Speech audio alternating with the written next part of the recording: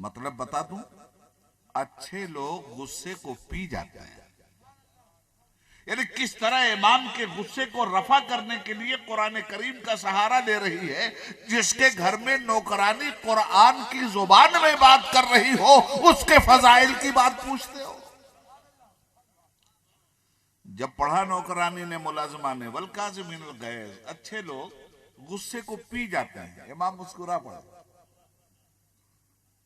मुलाजमा को हौसला हुआ तो कहती है वल आफीन अनिन नास, और कसूरवार को माफ कर देते हैं। आका ने फरमाया मैंने तुझे माफ कर दिया। और हौसला बढ़ा, कहती है वल्लाहु युहिब्बुल मोहसिनीन, अल्लाह मोहब्बत करता है एहसान करने वालों से। इमाम ने कहा मैंने तुझे आजाद कर दिया। जिस पे मुसीबत आ रही हो उसको गुलामी की से आजादी का सनद दी जा रही हो। अर्ज ये करना चाहता हूं, इमाम का किरदार दिखाऊं, क्यों अल्लाह ताला ने अहले बैत के फजाइल बयान किए। हजरत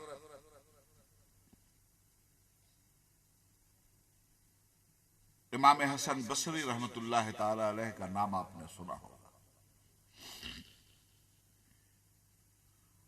मौलाए कायनात के पहले मुरीद भी हैं, पहले खलीफा भी हैं। इमाम हसन बसरी अपना एक वाकया उन्होंने लिखा, सुनिएगा। आपकी जुबान में बोल रहा हूं ताकि आसानी से आप समझें। मैंने आज बिल्कुल खिताबत की जुबान का इस्तेमाल नहीं किया है। %, मैंने एमएलए साहब की गुजराती समझी थी, उतने % आप मेरी उर्दू जरूर समझ रहे होंगे।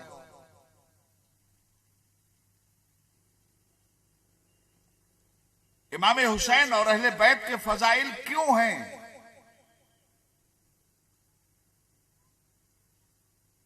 उनके मुकाबले में आने की हैसियत दूसरों की क्यों नहीं है?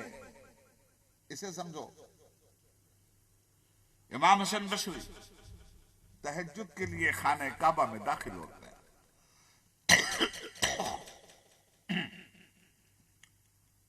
तहज्जुद के लिए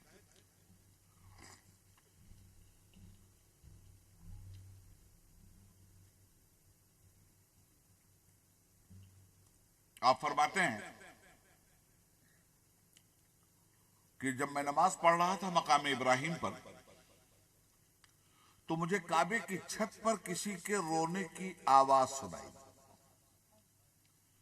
कोई अल्लाह का बंदा काबे की छत पे सिसकियां ले रहा।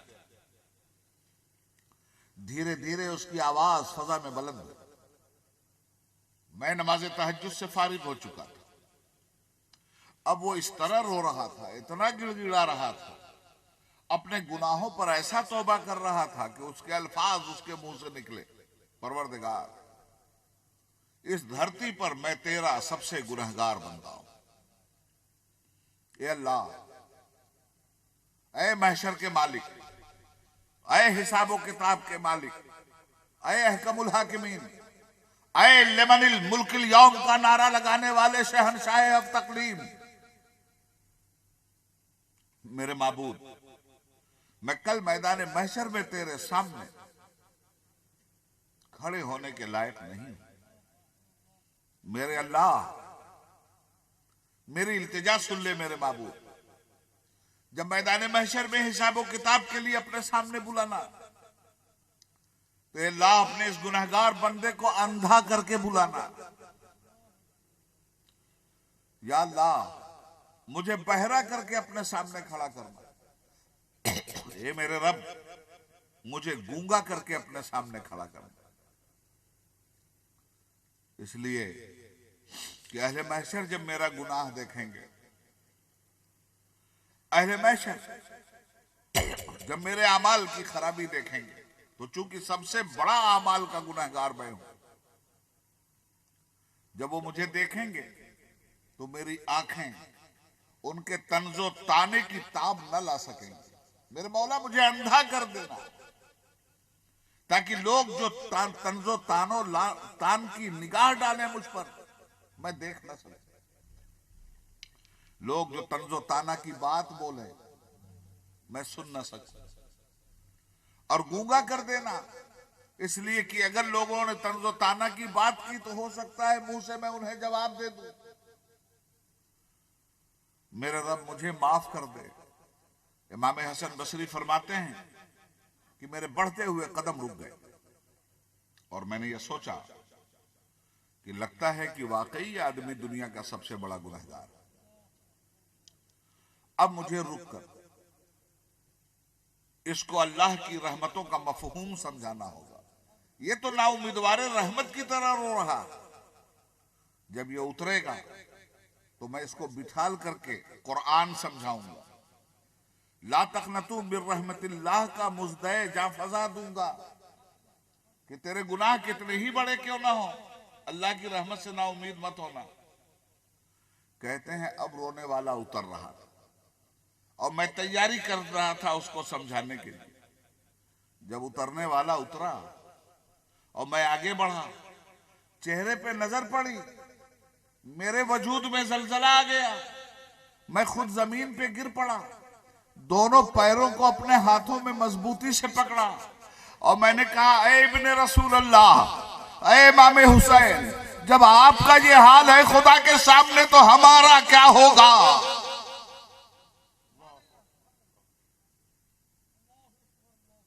ये थे अल्लाह के अजीम बंदे, ये थे इबादत के मफहूम को समझने वाले, ये थे खताओं के मफहूम को समझने वाले, ये थे अपने माबूद को मनाने की अदाएं रखने वाले। तो अगर उनके मर्तबे बयान हुए हैं तो उनकी खुसूसियात भी हैं। वो अपने अमल में भी साहिब मर्तबा हैं, अपने अकीदे में भी साहिब मर्तबा हैं, अपने किरदार में भी साहिब मर्तबा हैं, अपने इखलाक में भी साहिब मर्तबा हैं।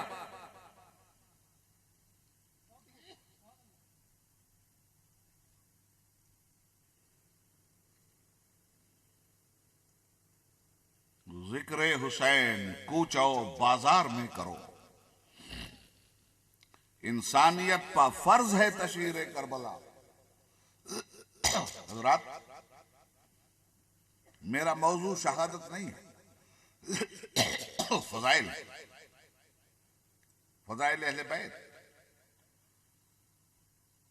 इमाम हसन सब्र व तहम्मुल के बादशाह, मौलाए कायनात, बाबुल इल्म, सैयदा फातिमा,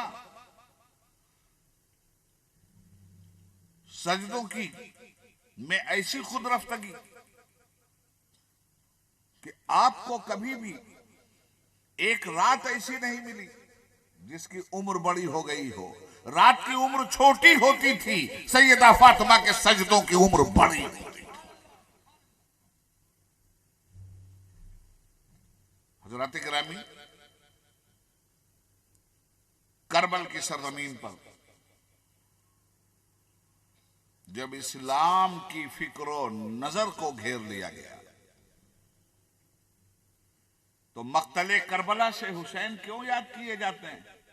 अहले बैत का हम पर एहसान क्यों है? ये दौर आ गया ना, अब पानी साफ नहीं मिलता तो एक्वा गार्ड लगाते हो।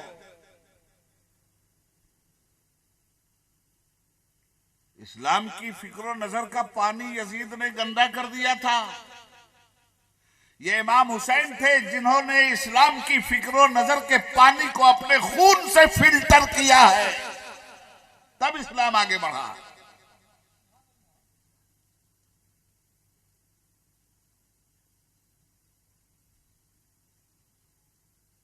उन कुर्बानियों पे नजर डालो जो उनके मर्तबों का पता देती हैं।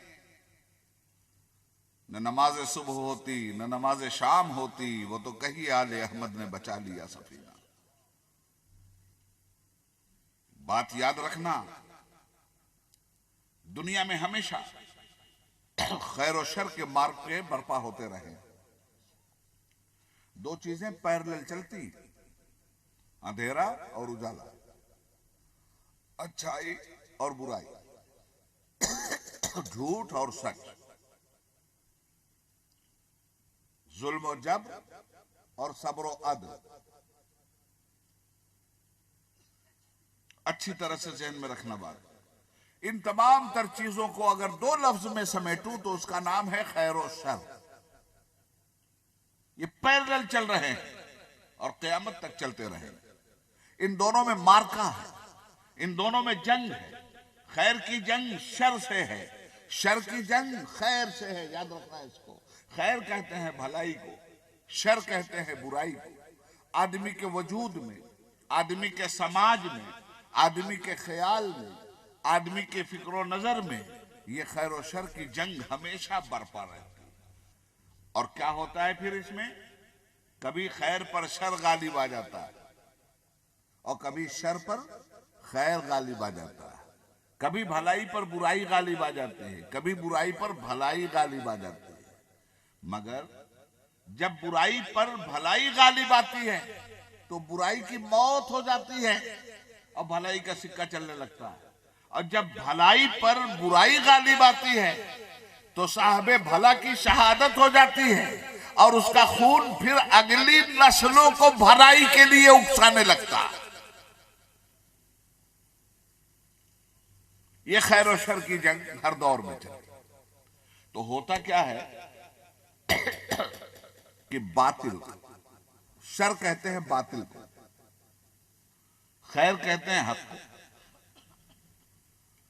हक को बातिल की ये जंग जब शुरू होती है तो हमने तारीख में ये देखा है कि बातिल हक को मिटाने के लिए जिस तरह के हथियारों से लैस होकर मैदान में उतरता है, रब्बुल आलमीन की सुन्नत यह है कि अहले हक को बातिल के मुकाबले में उससे बेहतर हक्कानियत के हथियार देकर वो उतारता है और उसी माहौल में उतारता है, उसी लबो लहजे में उतारता है और बातिल सरनगू होता है। फॉर एग्जाम्पल, मूसा अलैहिस्सलाम का मुकाबला बातिल से होता है। फिरौन अपने जादूगरों के जरिए मूसा अलैहिस्सलाम को दबा देना चाहता है। हक और बातिल का मुकाबला, खैर और शर का मुकाबला। जादूगरों ने रस्सियां जमीन पे डाली, आपने सुना है उलमा से, वो बड़े खतरनाक सांप बन गई। रस्सियां सांप बनकर दौड़ने लगी। तो रस्सी वालों के मुकाबले में खुदा ने हजरत आदम का डंडा दिया था जनाब मूसा को। उन्होंने रस्सी डाली मैदान में बातिल को साबित करने के लिए, बातिल के फतहियाबी के लिए। तो अल्लाह ने कहा तुम लाठी डालो मैदान में हक की फतहियाबी के लिए। दौड़ता हुआ वो अज़दहा बना कि आला हजरत इमाम अहले सुन्नत अलैहि रहमत इरशाद फरमाते हैं, असाए कलीम अज़दहाए गज़ब था। असाए कलीम अज़दहाए गज़ब था और गिरों का सहारा असाए मोहम्मद। ज़हे इज्जतो तलाए मोहम्मद कि है अर्शे हक ज़ेरे पाए मोहम्मद। हजरात खूब अच्छी तरह ज़हन में रखिए, आपके नफ्स की राह से हवा देने के लिए मैं गुजरने को तैयार नहीं। आज आपको बड़ी परेशानी हो रही होगी, उबैदुल्ला आजमी कोई नारा लगाने का मौका नहीं दे रहा, बहुत हो चुका नारा। अब नारेबाजी, वो भी फर्जी नारा, बंद कर दीजिए। कि जितना नारा आप लगाते हैं सब फर्जी नारा लगाते हैं। नहीं छोड़ेंगे गौस का दाम, फर्जी नारा। जिम्मेदारी से बोल रहा हूं, नहीं छोड़ेंगे ख्वाजा का दामन, एकदम फर्जी नारा। पकड़ा कब है ख्वाजा का दामन? काहे को फर्जी नारा लगा रहे हो? नहीं छोड़ेंगे गौस का दामन, कब पकड़ा? नमाज छोड़ते जा रहे हैं और झूठा नारा लगाएंगे, नहीं छोड़ेंगे गौस का दामन। पहले 5 वक्त अल्लाह की मस्जिद की तरफ दौड़ो, तुम्हारे अमल का जज्बा बोलेगा ये है नहीं छोड़ेंगे गौस का दामन। गौस का दामन पकड़ना है तो झूठ छोड़ना होगा, ख्वाजा का दामन पकड़ना है तो जुल्म छोड़ना होगा, बेईमानी से तौबा करना होगा, शराब छोड़नी होगी, जिनाकारी छोड़नी होगी, बेहुदगी छोड़नी होगी, जहालत छोड़नी होगी, बदअखलाकी छोड़नी होगी, बदकिरदारी छोड़नी होगी, अल्लाह के रसूल की सुन्नतों का पाबंद होना होगा। फिर जुबान को नारा लगाने की जरूरत नहीं है कि नहीं छोड़ेंगे गौस का दामन, अमल बोल रहा होगा कि नहीं छोड़ेंगे गौस का दामन, फिक्र बोल रही होगी कि नहीं छोड़ेंगे ख्वाजा का दामन। दूसरी कौमों की तरह नाचने लगे। और हमसे इस बात की उम्मीद मत रखिएगा कि आपको खुश करने वाली तकरीर करेंगे, ये किसी जेब भरू मौलवी से उम्मीद रखिएगा। हम वो कहेंगे जो शरीयत वाली है, आपकी तबीयत वाली कभी नहीं कह सकते हम। इमाम अहले सुन्नत आला हज़रत फाज़िल बरेलवी अलैहि रहमत फरमाते हैं, आज ले उनकी मदद, आज पनाह मांग उनसे, या आज ले उनकी पनाह, आज मदद मांग उनसे, कल ना मानेंगे क़यामत में अगर मान गया। उन्हें जाना उन्हें माना, न रखा गैर से काम, लिल्लाहिल हम्द में दुनिया से मुसलमान।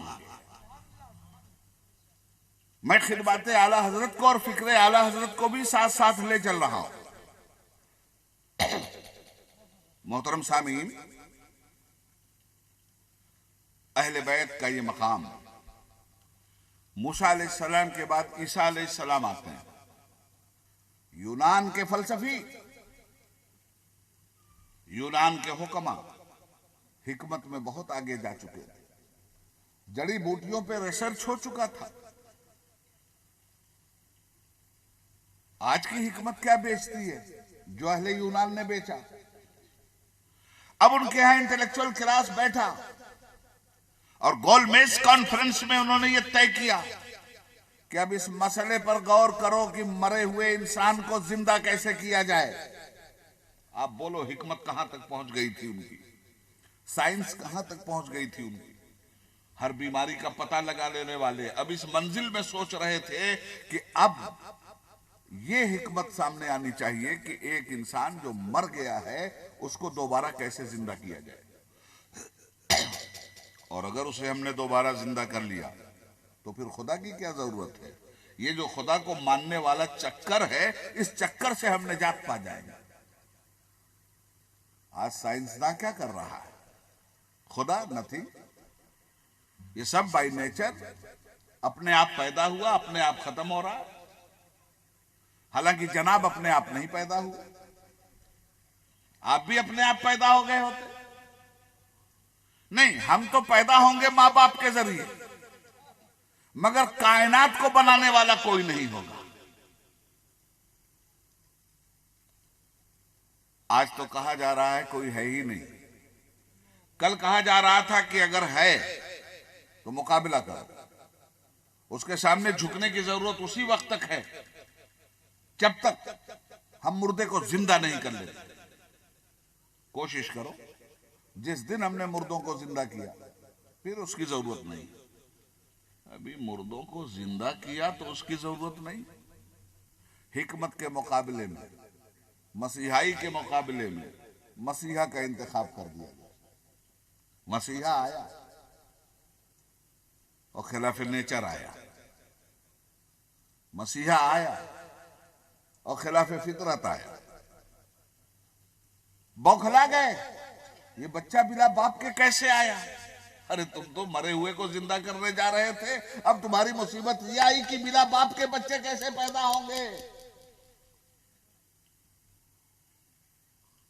कुदरत दिखा रही थी अपनी हिकमत।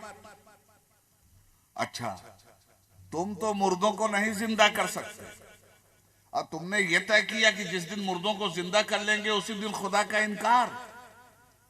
तो अल्लाह ने भेजा मुर्दों को जिंदा करने वाला, मगर इकरार खुदा के साथ, इनकार खुदा के साथ नहीं। ईसा अलैहिस्सलाम इधर मुर्दे जिंदा करते थे, उधर सजदे में सर झुका के अपने बंदा होने का इकरार करते थे।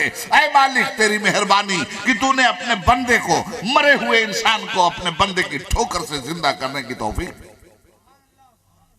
वो तुबरउलकमहा वल अबरस व उहिल मौता बिइज़्निल्लाह। हज़रात, मेरे आका का जमाना आया, मक्के वालों को जवाब कुरान से दिया गया। क्यों? वो कहते थे अना अफ़सहुल अरब कुल्लुहुमुल अजम। जुबान हमारे पास है, फसाहत हमारे पास है, इल्म हमारे पास है, अदब हमारे पास है, लुगत हमारे पास है, हाफिजा हमारे पास है। सारी दुनिया के लोग गूंगे हैं, हम साहबे जुबान। तो उन्हीं की जुबान में उन्हें चैलेंज करती हुई कुरान की आयतें उतरी और एक आयत लगा दी गई, लाओ इसका जवाब, इन्ना आतैना कल कौसर का। अदबी एतबार से लाओ, लसानी एतबार से लाओ, लुगती एतबार से लाओ, फन्नी एतबार से लाओ, नहवी एतबार से लाओ, सरफी एतबार से लाओ, किसी एतबार से लाओ। तो इमाम अहमद रजा फाजिल बरेलवी अलैहि रहमत कहते हैं, तेरे आगे यूं हैं दबे लचे फुसहा अरब के बड़े बड़े, कोई जाने मुंह में जुबान नहीं, नहीं बल्कि जिस्म में जान नहीं। अरे जवाब कहां से लाओगे? वो कमाले हुस्न हुजूर है कि गुमाने नक्श जहां नहीं, यही फूल खार से दूर है, यही शम्मा है कि धुआं नहीं। जवाब कहां से लाओगे? हजरत, मेरे आका इस दुनिया से तशरीफ ले गए, मगर ये खैर शर का मार्का तो रहेगा। मुसैलमा इब्ने कज़्ज़ाब ने नबूवत का दावा किया,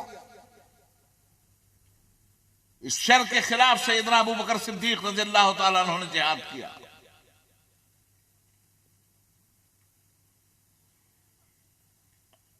खिलाफत राशिदा के बाद जब खिलाफत मुलूकियत में तब्दील हुई तो फितना यजीद की शक्ल में जागा। अब तक एक्सटर्नल फितने जागते थे, अब इंटरनल फितना जागा। अब तक एक्सटर्नल फितने सामने आते थे, अब इंटरनल फितना सामने आया। अब तक इधर से आती थी बातिल की आवाज, अब इधर से आने लगी बातिल की आवाज। अब तक इधर से बातिल ललकारता था, अब इधर से ललकार रहा। बुतों की पूजा करके नहीं कामयाब हो सका तो कहा कि अब खुदा के बंदों को खुदा की इबादत के जरिए धोखा दिया जाए। ये बड़ी खतरनाक पोजीशन है। दुश्मन खुल्लम खुल्ला सामने आए तो परेशानी कम होती है, दुश्मन दोस्त के भेष में आए तो बड़ी परेशानी होती है। हाँ, बड़ी परेशानी। ये परेशानी सामने आ गई थी करबला में। नमाज पढ़ता हुआ भी यजीद आ रहा था और शराब पीता हुआ भी आ रहा था। इमामत भी कर रहा था मुसल्ले पर और शराब भी पी रहा।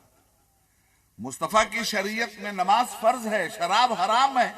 एक ऐसा इमाम आ गया था जो फर्ज को भी पूरा कर रहा था और हराम का भी एहतराम कर रहा था। अब ये खैर और शर का मार्का हुआ।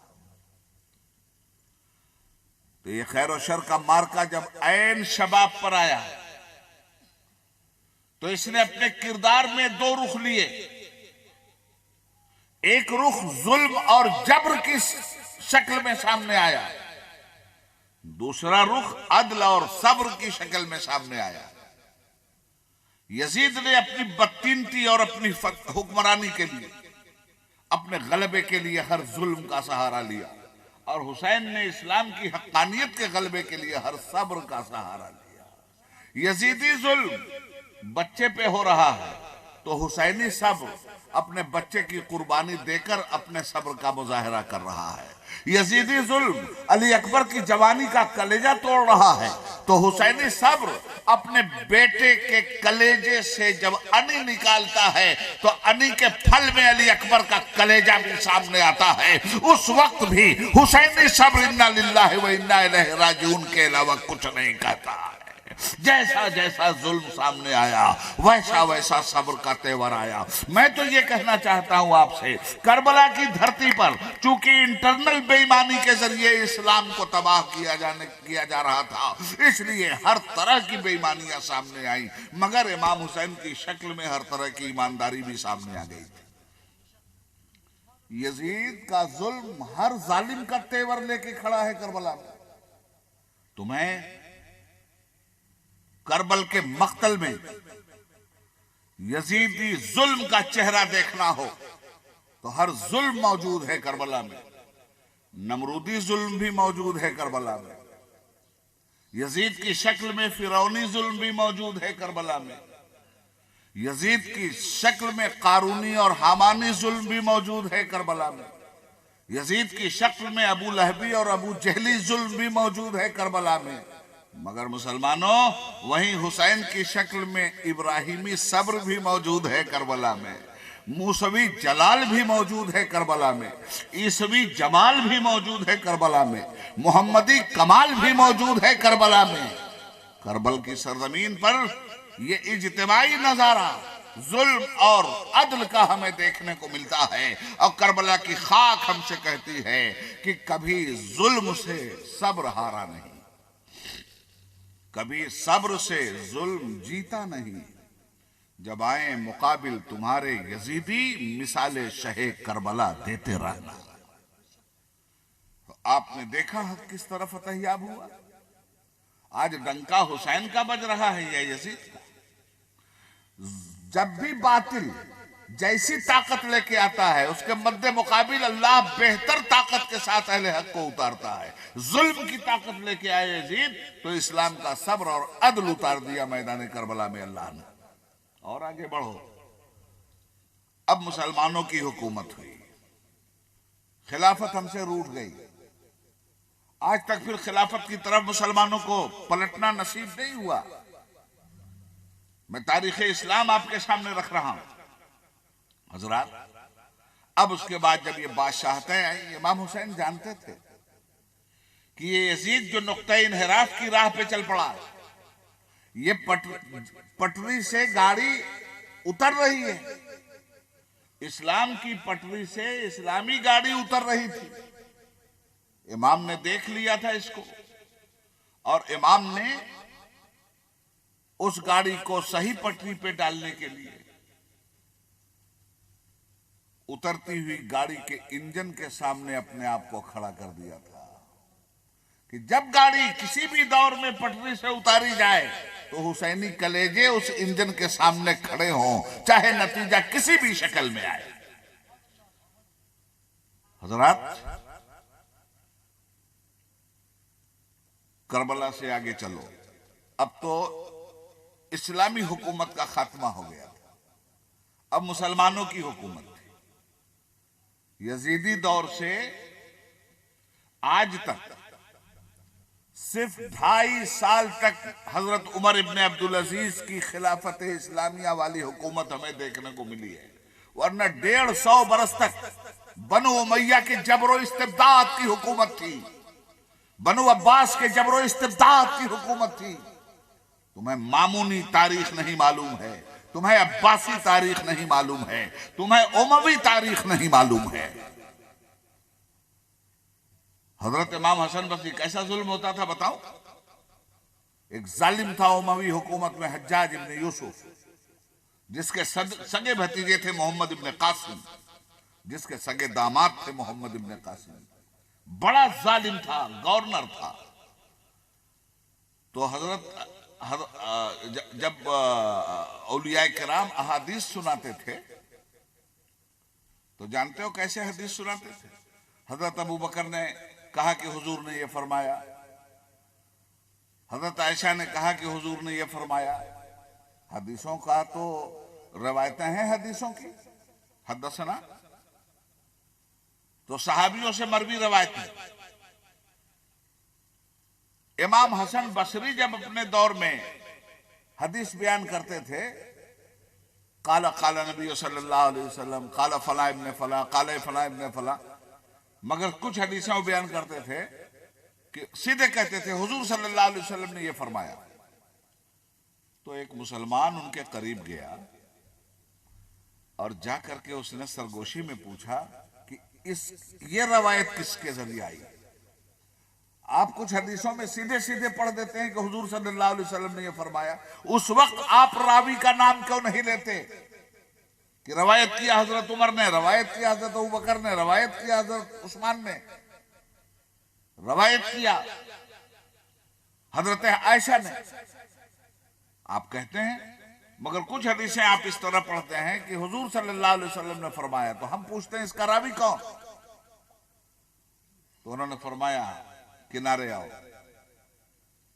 किनारे ले जाके कहते थे कि जब मैं सीधे हदीस नकल करूं कि सरकार दो आलम ने यह फरमाया तो समझ जाना कि यह रवायत हजरत अली ने की है। मगर उमवी बादशाहों का हुक्म है कि हजरत अली के जरिए कोई हदीस बयान न की जाए वरना कोड़े मारे जाएंगे। ये थे मुसलमान।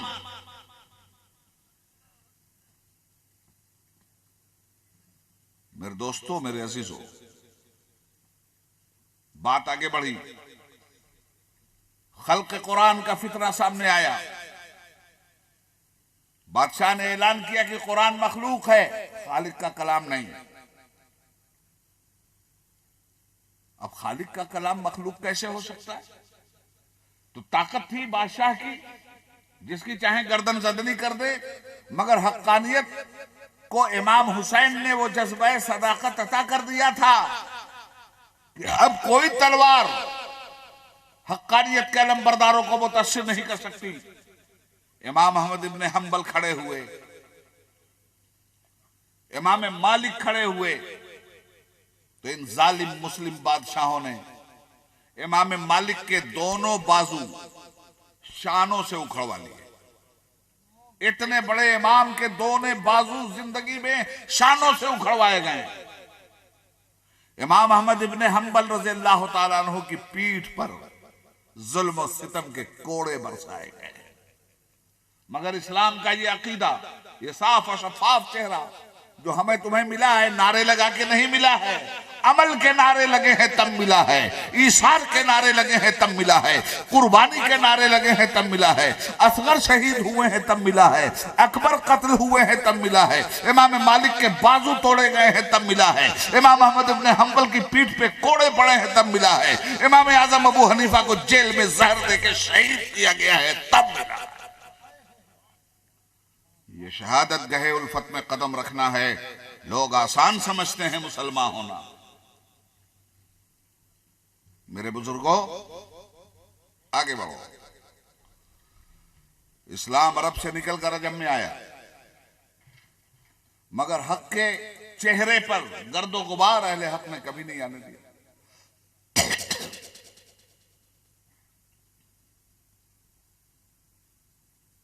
दिल्ली की सरजमीन पर सलातीन आए। इन मुस्लिम बादशाहों ने क्या क्या गुल खिलाए। उस दौर का बेईमान मुल्ला, उस दौर का बेईमान मुफ्ती, उस दौर का दरबारी आलिम शेखुल इस्लाम की मसनद पे बैठकर जुमा के खुतबे में जिल्ले इलाही के खुतबे पढ़वाता रहा उन शराबियों और कबाबियों और जानियों के नाम का। सब हुआ है यहां। और आज भी खुतबों में मालूम नहीं कैसे जिल्ले इलाही के खुतबे पढ़े जाते हैं। हजरत सुल्तान निजामुद्दीन औलिया को तकलीफ देने वाला, हजरत नसीरुद्दीन चिरागी दिल्ली की गर्दन में हड्डी में सुराख करके रस्सी इस पार से उस पार निकालने वाले ये जालिम मुस्लिम बादशाह, इनके खुतबे मस्जिदों में पढ़े जाएं। बड़े बड़े मुल्ला, बड़े बड़े साहबाने कलम, बड़े बड़े मौलवी, बड़े बड़े मुफ्ती, सारे बादशाहों के दरबार में, और इन्होंने हक्कानियत की बेखकनी के लिए वो सब कुछ किया जो दीन बेचने के लिए दुनिया हासिल करने वाले कुत्ते करते हैं। कोई सदरुस सदूर कहलाता था, कोई शेखुल इस्लाम कहलाता था, कोई कुछ कहलाता था। बादशाहों के दरबार में इस तरह के टाइटल थे। मगर उस जमाने के शेखुल इस्लाम वल मुस्लिमीन कहलाने वाले लोगों ने कितनी घटिया हरकत की, क्या क्या नहीं किया इन लोगों ने सूफिया किराम औलिया किराम के साथ। हजरत बंदा नवाज गेसू दराज रहमतुल्लाह ताला अलैह, जो नसीरुद्दीन चिरागी दिल्ली रहमतुल्लाह अलैह के मुरीद हैं, अपने मलफूजात में लिखते हैं कि मेरे सरकार पे इतना जुल्म हुआ कि अगर एक आहे सर्द खींच देते तो दिल्ली की हुकूमत का तख्ता पलट जाता, मगर ये अहले हक आहे सर्द इस तरह नहीं खींचते, हुकूमत का तख्ता पलट देते तो कौन सी बड़ी बात थी। अरे उन्होंने तो दिलों का तख्ता पलटा। आज किसी जालिम बादशाह की, जाओ बादशाहों की कब्र में कुत्ते पेशाब करने के लिए तैयार नहीं है, मगर औलिया अल्लाह की कब्रों पर जाओ, अकीदतों के हार और फूल निछावर हो रहे हैं। बहुत हो गया हो तो बंद कर दूं। कितना बजा? 12 बजा के तो मुझे दिया है लाउड स्पीकर।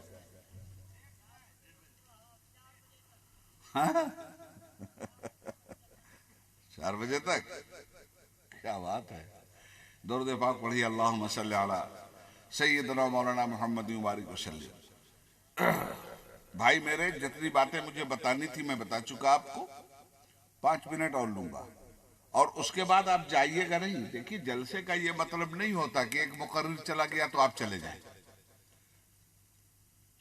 यहां जितने बैठे हैं सबसे कम इल्म बोल रहा है, बड़े बड़े इल्म के लोग यहां बैठे हैं।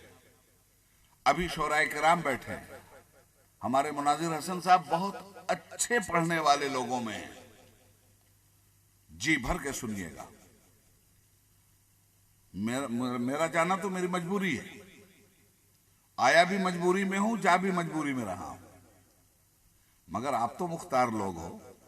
अब बैठना जम के, हिलना डोलना मत, हाथों चूमने के लिए मत उठना। दरूद पाक पढ़ लो तो आखिरी बात कह दूं। इस तरह से हक और बातिल के मुकाबले होते रहे। अहले हक जानते हैं हजरत निजामुद्दीन औलिया रहमतुल्लाह अलैह को उस जमाने का मौलवी क्या कहता था? कब्र पुजवा है ये, मुशरिक है ये। कौन मुशरिक है? निजामुद्दीन औलिया महबूब इलाही। उस दौर का मुल्ला बादशाहों की हिमायत में कहता था, और इस दौर का मुल्ला भी बादशाह कुफ्फारों की हिमायत में ख्वाजा साहब के बारे में जो कुछ बकवास कर रहा है। ऐसा नहीं है कि जो उस दौर में थे उनकी नस्ल खत्म हो गई है, नहीं हैं जो बौद्ध अस्तार में, वो भी। मेरे भाई, मुगलिया सल्तनत का दौर आया। मुगलिया सल्तनत में एक अकबर पैदा हुआ बनामे अकबर। उसने एक नए मजहब की बुनियाद रखी। सुनो गौर से, ऐसी बातें कम सुनने को मिलती होंगी। और मैं तो यार, तुम लोग बहुत अच्छे लगे मुझे, इसलिए कि जिस सरजमीन का जर्रा जर्रा नारा लगाता हो, आज यहां से लेके वहां तक नारों की जमीन बंजर हो गई है। मुझे ये अच्छा लग रहा है। फिक्र की जमीन पैदावार की मंजिल से गुजर रही है। कितने अच्छे लोग हैं आप मेरे भाई। अकबर ने क्या किया? एक नए मजहब की बुनियाद डाली। उसके मजहब का नाम था दीने इलाही। उसके मजहब की तारीख और उसके मजहब की किताब लिखने वाले लोग जाहिल नहीं थे, बहुत पढ़े लिखे लोग थे। मुल्ला अब्दुल कादिर बदायूनी की किताब पढ़िए, एक एक का चेहरा सामने आएगा। मुनाजिर साहब, आपका बदायूं मामूली नहीं है। अजी मियाँ, बदायूं की तो खाक अपनी अजमत के आसमान पे है, इसलिए कि उसका ताल्लुक सरकार सैयदना निजामुद्दीन महबूब इलाही आलम पनाही से है। बड़ी जनाब, बड़ा फैज़ आम है तेरा, फरिश्ते पढ़ते हैं जिसको वो नाम है तेरा। महबूब इलाही, एहसास की दुनिया में हूं क्यों जी न भर आए, देखी नहीं जाती तेरे बंदों की तबाही, और तकदीरे मोहब्बत भी कहां जाके लड़ी है। तकदीर मोहब्बत भी कहां जाके लड़ी है, मैं बंदे मजबूर तू महबूबे इलाही।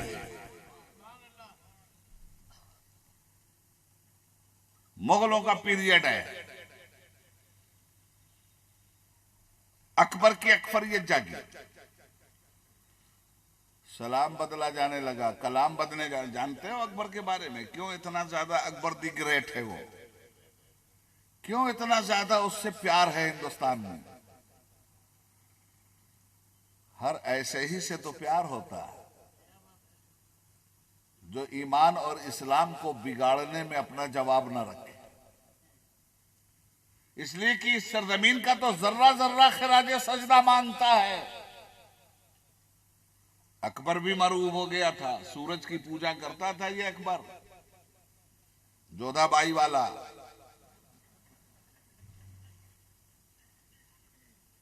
सूरज की पूजा करता था, कसका लगाता था, वो सब कुछ करता था जो एक मुसलमान कभी नहीं कर सकता। उसके बाद उसका बेटा भी मतवाला हुआ जहांगीर, प्यार किया तो डरना क्या।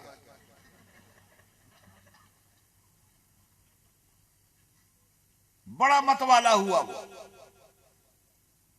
उसी की राह पे चल पड़ा तो अकीदे वहदानियत पे ज़रबेकारी लगाई गई। खुदा की वहदानियत पर हर्फ लाने के लिए बादशाही ताकत का इस्तेमाल किया गया तो सरहिंद की मिट्टी में जो नेहा ताजे शहीदा है वो उभरा। 11वीं सदी हिजरी का मुजद्दिद खड़ा हुआ। कौन? इमाम रब्बानी, आलिम लासानी, फाजिल रूहानी, तबीब इस्लामी, वहदानियत का अलमबरदार, वहदानियत के अकीदे का तर्जुमान, कुफ्र महीन के मुकाबले में दीने मुबीन का प्रचारक शेख अहमद सरहिंदी। गर्दन न झुकी जिसकी जहांगीर के आगे। जहांगीर अपना सजदा करवाता था, ताजीमी सजदा। हजरत को पकड़वाया, बुलवाया मुनाजरे के लिए, दरवाजा ऐसा रखा, ताजीमी सजदे के लिए कहा, आपने फरमाया हराम है। दोबारा जब बुलवाया तो दरवाजा ऐसा बनाया कि ताजीमी सजदा तो ये नहीं करेंगे, दरवाजा इनके कद से छोटा करो ताकि झुक के आए। तो इमाम जब आए तो ऐसा उस दरवाजे से बैठ के निकले कि दरवाजे के ऊपर सर ऐसे ही रहा।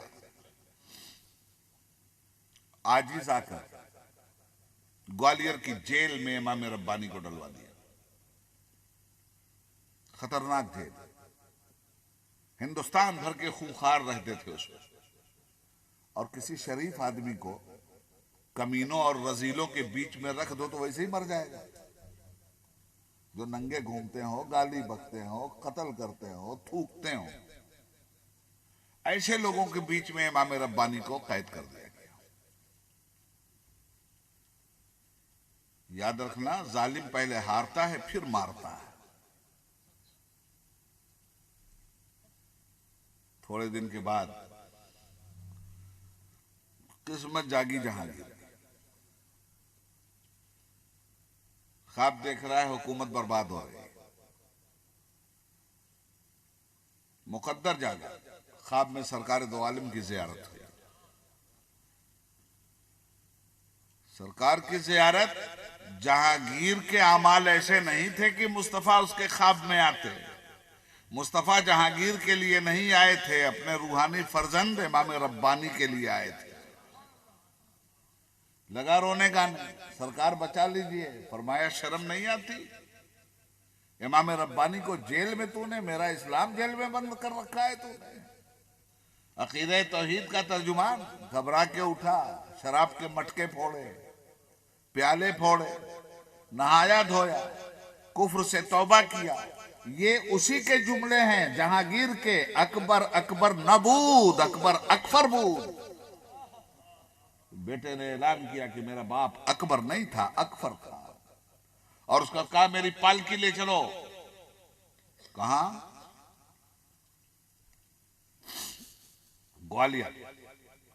और अंदर खबर करवाया कि सरकार मैं आपके खादिम की हैसियत से आ रहा हूं। बंद किया था जालिम की हैसियत से, आ रहा हूं गुलाम और खादिम की हैसियत से। हुजूर आप मेरे मुर्शिद हैं, हुजूर आप मेरे पीर हैं, हुजूर मेरे आप हादी हैं, हुजूर मेरे रहनुमा हैं। मैं सरकार के गुलाम की हैसियत से आ रहा हूं, मुझसे गलती हुई है, माफ कर दीजिए। हकीकत देख ली थी ना। हजरत ने अंदर से कहलवाया कि मैं अकेला नहीं हूं, सैकड़ों लोग हैं यहां। अगर मुझे निकालना है यहां से तो यहां से सारे कैदियों को निकालना होगा। सर पकड़ के बैठ गया। कहा हजरत मेरी हुकूमत का तख्ता उलट जाएगा।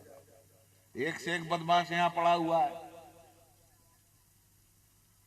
एक से एक डाकू, एक से एक चोर यहाँ है। हजरत ने अंदर से कहलवाया यहाँ कोई चोर और नहीं है, कोई डाकू नहीं है, यहाँ तो सब मुसलमान हैं, अल्लाह के बंदे हैं। जानते हो फैज़े सोहबते वली से क्या हुआ था? पूरा जेल मुसलमान हो गया था।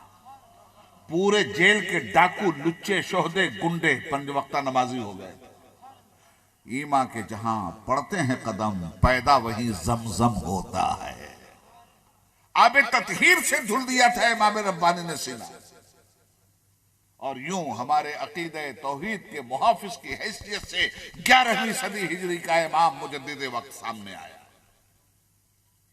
इमाम हुसैन ने जिस दीन की हिफाजत और बका के लिए फिल्टर करके ये दीन हमें दिया था, हर दौर में इमाम के गुलाम इस दीन को फिल्टर करके हमें देते रहे हैं। मुगलिया सल्तनत का खात्मा हुआ, बहादुर शाह जफर का दौर था। वो दौर खैर का दौर था। गुलामी तो आई, मगर बहादुर शाह जफर के अकीदे को गुलामी की जंजीरें नहीं पहनाई जा सकी। दरबार में बाकायदा मिलाद शरीफ का इंतजाम होता था, खड़े होकर सलातो सलाम होता था, या नबी सलाम अलैह की आवाज होती थी। बुजुर्गान दीन के यहाँ फातिहे और नजर नियाज होते थे। मस्जिदें भरी रहती थी, खानकाहों में दिलों के जंग खत्म किए जाते थे। मौलाना फजले हक खैराबादी रहमतुल्लाह अलैह जैसा सियासी मुशीर था। मुफ्ती सदरुद्दीन आजुर्दा जैसा सदरुस्सुदूर था। ऊंचे क्लास के उलमाए हक थे, जिनके मुकाबले में उलमाए सू के आने की हिम्मत नहीं थी। मगर जो ही तन के गोरे मन के काले आए, ये इंटरनल इधर के बजाय इधर रखने वाले निकल के बाहर आ गए। सैया भय कोतवाल अब डर का है। अंग्रेजों ने हुकूमत हमसे छीनी थी, अंग्रेजों को डर लगा कि ये मुसलमान कहीं मुत्तहिद होकर हमें तबाह न कर दे। हुकूमत किससे छीनी थी? हमसे छीनी। तो इनको लड़ाओ। तो लड़ेंगे कैसे?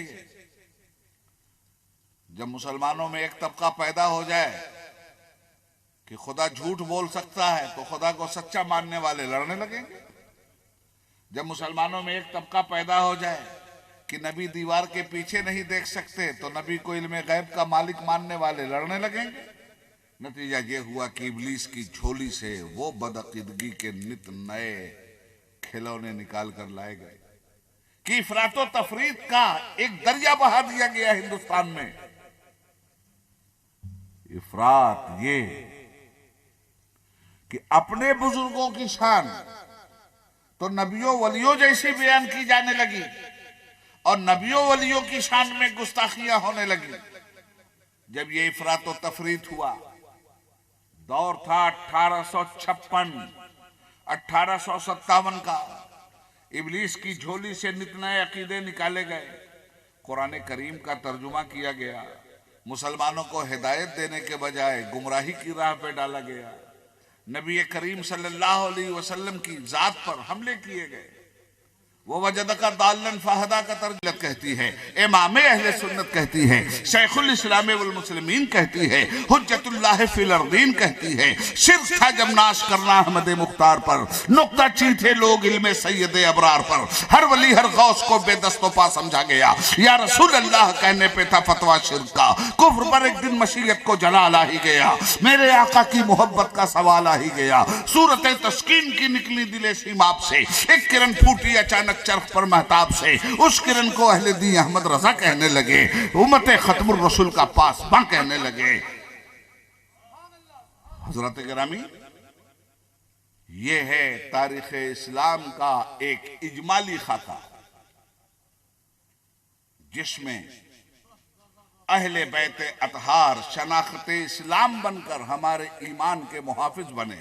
और जब जब अहले बैत अतहार की कुर्बानियों पर पानी फेरने के लिए अहले बातिल खड़े हुए, चाहे इधर से चाहे इधर से, तो अल्लाह ताला ने हर दौर में नुमाइंदगान इस्लाम को पैदा किया। 14वीं सदी हिजरी का इमाम मुजद्दिद इस्लाम अहमद रजा की शक्ल में सामने आता है, जिसने ये साबित किया कि बजता है आज इल्म का जो साज दोस्तों, ये भी उसी जरस की है आवाज दोस्तों। जब हम या नबी सलाम अलैक पढ़ते हैं तो इमाम अहमद रजा जामे शराबे इश्क़े नबी लेकर खड़े होते हैं। हजरत गिरामी, ये थे हमारे वो बुजुर्गान दीन जिनकी खिलाफत, जिनकी सदाकत, जिनकी अदालत, जिनकी शुजाअत, जिनकी अजमत को तारीख़ इस्लाम बयान करती है।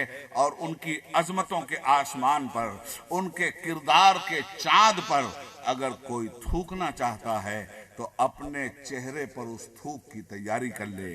अगर कोई गर्दो गुबार डालना चाहता है तो अपने दामन को तारीख में दागदार होने का नापाक दामन मान ले। रब्बुल आलमीन से दुआ है कि परवरदिगार अहले बैत अतहार के सदक़े में, उलमाए इस्लाम के सदक़े में, इमाम अहमद रज़ा फाजिल बरेलवी के इश्क़ व मोहब्बत के सदक़े में हम तमाम लोगों को अपने रसूल से इश्क़ करने की तौफीक दे, अपनी बारगाह में झुकने की तौफीक दे। साथ ही साथ ये कह के अपनी बात ख़त्म करता हूँ कि इंसान हूँ, बशर हूँ, आदमी हूँ, कमज़ोर हूँ, कम इल्म हूँ, कम अमल हूँ। अगर मेरी पूरी गुफ्तगू में कोई जुमला भी गैर शरई निकला हो तो मैं रब्बुल आलमीन से तौबा करता हूँ। आप लोगों को गवाह बनाकर फरिश्ते नोट कर लें ताकि क़यामत की पुरशिश से बच जाएं। व आखिर दावाना अनिल हम्दुलिल्लाहि रब्बिल आलमीन। खुदा हाफिज, सलाम अलैकुम। माशाअल्लाह, सुभान अल्लाह। हाँ आखिर में पान दुआ खैर ला करे। अजे रोए रवा इजलास जा सदर जलसा पीरी तरीक़त हज़रत अल्लामा हाजी जहांगीर साहब से मुअद्दबाना गुजारिश करी का पंहिंजी दुआ खैर से पाके नवाज़ें। अने आखिर में सलातो सलाम पढ़ाई दो। अल्लाहुम्मा सल्लि अला सय्यिदिना मुहम्मदिन व अला आलि सय्यिदिना मुहम्मदिन व सहाबिहि व बारिक व सल्लिम। इहदिना सिरातल मुस्तक़ीम सिरातल लज़ीना अनअमता अलैहिम गैरिल मग़दूबि अलैहिम वलद्दाल्लीन आमीन। अल्लाहुम्मा इन्ना नसअलुकल अफ़्व वल आफ़िया वल मआफ़ात अद-दाइमा फ़िद दुनिया वल आख़िरह। अल्लाहुम्मा रब्बना तक़ब्बल मिन्ना इन्नका अंतस समीउल अलीम व तुब अलैना इन्नका अंतत तव्वाबुर रहीम। अल्लाहुम्मा रब्बना अंत हाफ़िज़ुना व नासिरुना व मुईनुना व मौलाना फ़िद दुनिया वल आख़िरह। कुफ़ अहदज़ ज़ालिमीन अन्नफ़ीज़ इफ़ज़ना व यस्सिर लना उमूरना वशफ़िना वशफ़ि मर्दाना व अस्लिह ज़ात बैनिना। अल्लाहुम्मा दम्मिर आदाअक आदाना आदाअद्दीन। अल्लाहुम्मा इज़्ज़िल इस्लाम वल मुस्लिमीन। अल्लाहुम्मा अलिकल कुफ़ार वल मुश्रिकीन वल मुफ़सिदीन अज़्ज़ालिमीन। इलाही बिहुर्मत नबिल करीम वल कुरानिल अज़ीम सल्लल्लाहु तआला अला खैर ख़ल्क़िही या शफ़ीना मौलाना मुहम्मदिन व अला आलिहि व सहाबिहि अजमईन आमीन बिरहमतिक या रब्बल। सलातो सलाम के लिए मैं मदू करूँगा मनाज़िर हुसैन बदायूं साहब को और कारी रईस अहमद साहब को। रहमत पे लाखों सलाम मुस्तफा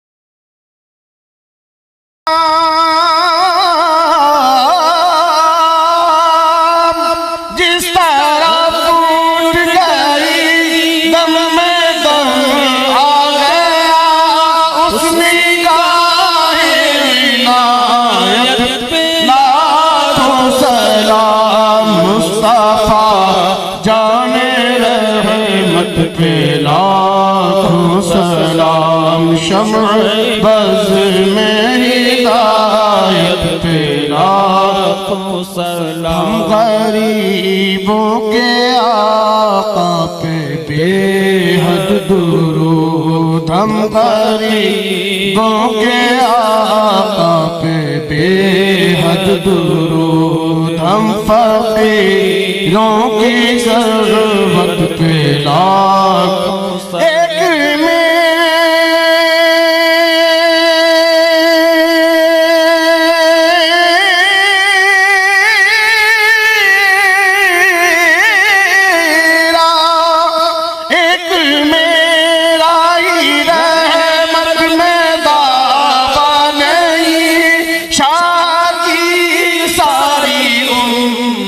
पे लाखों सलाम मुस्तफा जाने रहमत पे लाखों सलाम ख्वाजाए ख्वाजगा फख्रे हिंदुस्तान ख्वाजाए दीनो मिल्लत पे लाखों सलाम डाली दी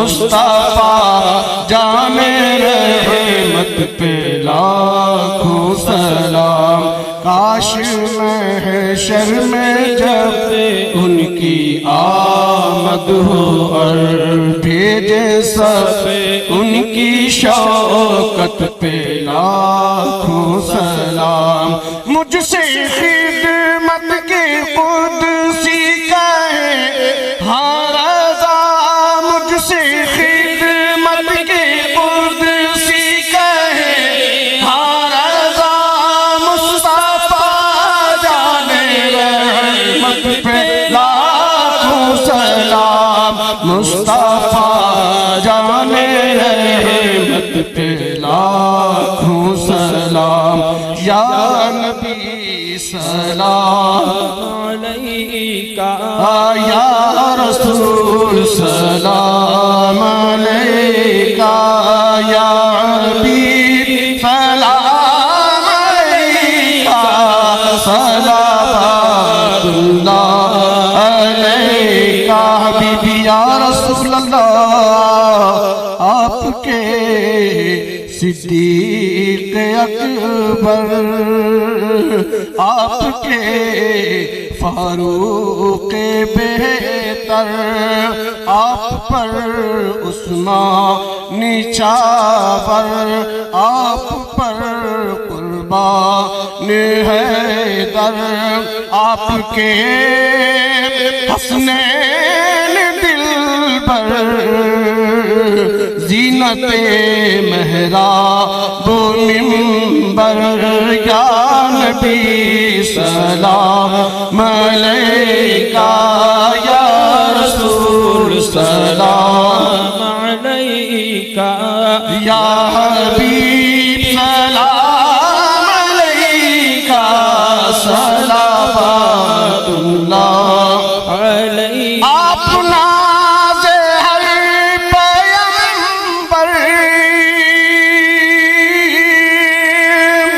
सबसे अफजल सबसे बेहतर खल्क के महरीम मुनव्वर कासिम तस्नीम कौसर जंगे खंदक का वो मंजर पेट पर बांधे हैं पत्थर या नबी सलाम अलैका या रसूल सलाम अलैका या हबीब सलाम अलैका सलावतुल्लाह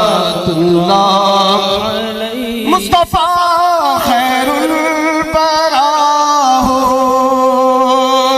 मालिके हरदो सरा हो क्यों रज़ा मुश्किल से डरिए जब नबी मुश्किल कुशा हो या नबी सलाम अलैका या रसूल सलाम अलैका या हबीब सलाम अलैका सलावतुल्लाह अस्सलाम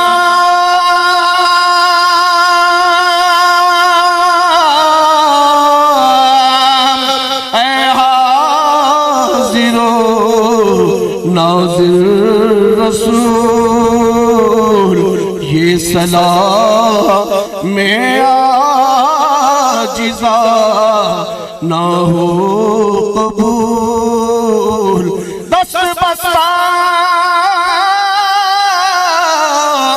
सब खड़े हाजिर गुलाम पेश करते हैं गुलामाना सलाम अस्सलातु वस्सलामु अलैका या रसूलल्लाह अस्सलातु वस्सलामु अलैका या हबीबल्लाह अस्सलातु वस्सलामु अलैका या कासिम रसूलल्लाह अस्सलातु वस्सलामु अलैका या शफीअ यौमिल जज़ा व अला आलिका व अस्हाबिका या सय्यदी या हबीबल्लाह।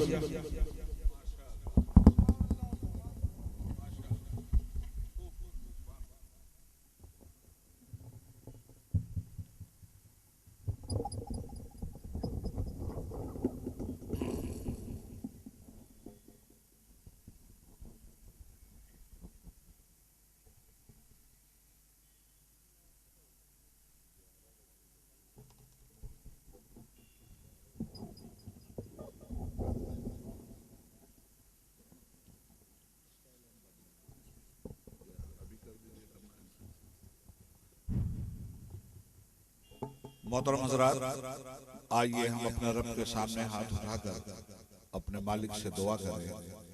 अल्लाहुम्मा सल्लि अला सय्यिदिना व मौलाना मुहम्मदिन मअदनिल जूद वल करम व आलिहि व सहबिहि व बारिक वसल्लम। बिस्मिल्लाहिर रहमानिर रहीम।